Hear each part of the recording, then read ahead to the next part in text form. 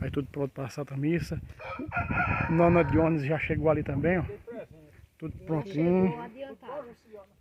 Estamos montando aqui o altar já, a imagem de Nossa Senhora. Sempre não veio não? Veio, faz tempo que a energia chegou. Faz tempo, tava lá. Eles mancharam até o ninhado da casa do couro. Com a nossa, o sertão, o pessoal lá criava e ainda cria muito animal, né? Criação, ovelha, essa coisa toda. Então, Jesus falou de uma coisa que todo mundo conhecia. E é bom porque é fácil da gente entender o evangelho, porque ele está falando de uma coisa que todo mundo aqui sabe, o que é criar ovelha, o que é... Todo mundo aqui sabe. Mesmo esses meninos mais novos, não é possível. Todo mundo sabe. Então, a partir do que ele disse, fica mais fácil da gente entender, a gente olhando o dia a dia da vida de quem cria, a gente vai entender o que Jesus quis dizer com isso, chamando ele o pastor e chamando a gente de as ovelhas. E, por exemplo, aqui ele diz assim: as minhas ovelhas escutam a minha voz, eu conheço elas e elas me seguem, e ninguém pode tirar as minhas ovelhas de minha mão. E aí, quando eu estava metendo essa palavra, lembrando um pouco, quando eu era criança, não era ovelha, vaca, pai criava vaca, poucas. Mas era muito interessante, eu fiquei lembrando como é interessante, como o animal conhece realmente a voz do dono. Tinha uma vaca que era bem trabalhosa, e quando a gente botava na manga, chamava Tangi, né? Tangia para manga, e de tarde ia buscar, levava de manhã, de tarde ia buscar para casa. E elas eram danadas, ficava longe lá, Triunfo assim, né? A gente lá no alto, era lá embaixo.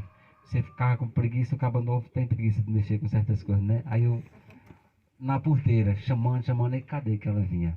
Que dava uma raiva. O cabo entrar nas capoeiras, né? Pai não, se ele chegasse na porteira, aliás, ela vendo, e quando ele só dava um grito assim, elas subiam na hora. Só precisava pai falar, oxe, vinha tudinho.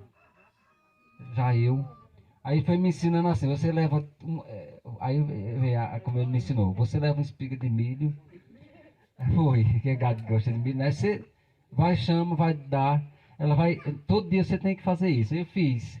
No final das contas, ela já acostumada com milho, eu nem levava mais o milho. Haja milho. Mas eu fazia isso. E elas se acostumaram, acabou que acostumou, porque eu comecei a agradar com o milho e depois pronto. Aí foi assim que ela foi amansando. Mas para dizer que a voz, se eu chamava, ela não subiu a serra. O pai chamava, ela subiu. Porque era ele que cuidava delas e cuidava melhor do que eu gostava de cuidar, tinha o maior agrado. E era assim que a coisa funcionava. Então a gente vai entendendo, né, como Jesus, porque ele quis dar esse exemplo, para a gente entender. Assim também é a gente. Então, Jesus diz que a ovelha conhece a voz, como o gado, o animal conhece a voz do dono e obedece, atende. Às vezes um cachorro valente vem para lhe rasgar. O dono fala, ele obedece. Pronto, é assim que funciona. Mas o que é que significa conhecer essa voz, né? Hoje, Jesus não está encarnado como ele estava no tempo dos discípulos, falando e ele escutando diretamente. A voz dele hoje vem assim, a palavra dele escrita, nós temos, vem através de uma pregação e a gente escuta, não ele, a palavra dele através de outras pessoas. E como é que a gente conhece que é de Jesus Cristo? A gente escutando uma conversa, a gente sabe se ela é torta ou se não é. Uma conversa desmantelada, você sabe. Conhecer, aqui é conhecer a verdade. Conhecer a voz é ser a voz de verdade. Isso é um... Então, por exemplo, se eu dissesse aqui a vocês agora que um evangélico pode ser padrinho de batismo de um menino católico, aí vocês talvez ficassem em dúvida, outras pessoas dizem, acho que o padre tá, essa conversa aí não está muito... Como é que um evangélico é padrinho de batismo de um católico se ele não acredita? Tem condição? Você já sabe que isso aí, mesmo que eu dissesse, acho que o padre está meio errado. E é errado. O evangélico, só quem pode ser padrinho de batismo da Igreja Católica é outro católico. Porque não acredita, não pode ser.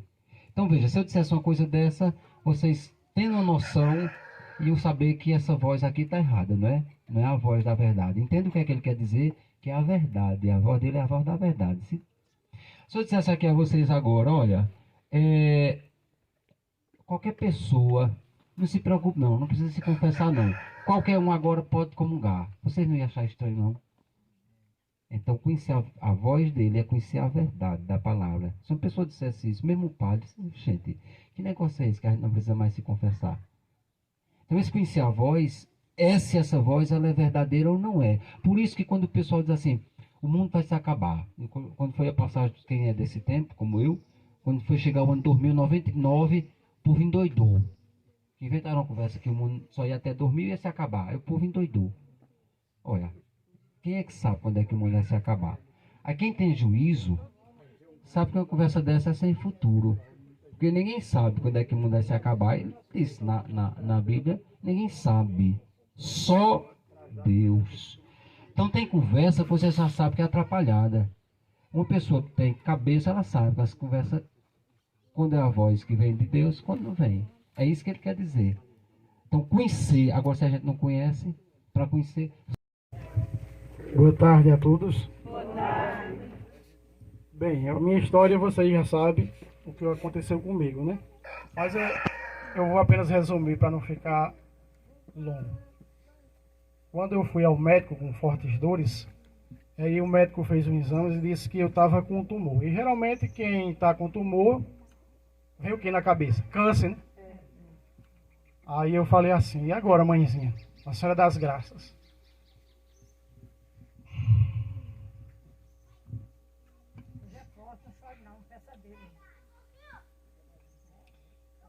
Aí eu me peguei com Nossa Senhora das Graças e eu falei assim, mãezinha, a senhora pede a Jesus como em João 2, em Caná da Galileia, a senhora pediu, naquela falta de vinho, Jesus que é Deus fez um milagre. A senhora peça a Jesus que esse tumor não seja maligno, que não seja câncer. O médico falou assim, disse, olha, não sabemos se é maligno, se é benigno. Aí eu fiz essa promessa, que é mais uma ação de graças, né? Eu disse, senhora, peça a Jesus que seja benigno, que eu mando rezar uma missa aqui em casa. E hoje está se concretizando esse milagre, essa graça de não ser maligno, ser benigno. Quando eu cheguei no Recife, eu fui numa paróquia que o padre conhece muito lá no Santo Amaro, padre Domingos Sávio, e ele disse assim, vamos fazer a unção dos enfermos, porque geralmente quem vai fazer a cirurgia tem que fazer a unção dos enfermos. Ele fez a unção dos enfermos com tanta confiança que disse assim, olha, você vai testemunhar essa graça. E hoje estou aqui testemunhando a graça. Aí o médico fez a cirurgia, a retirada do tumor. Depois da unção dos enfermos, se eu acreditava que a graça ia acontecer, uns 50%, quando o padre fez a unção dos enfermos, eu passei a acreditar uns 80%, digamos assim. Aí depois, com 3 dias da cirurgia, ele me liga e dizendo, Fábio, olha, foi uma grande graça. Foi feita a biópsia do tumor e é 100% benigno. Você não vai precisar fazer nem radioterapia, nem quimioterapia, não é câncer. Vamos aplaudir Jesus.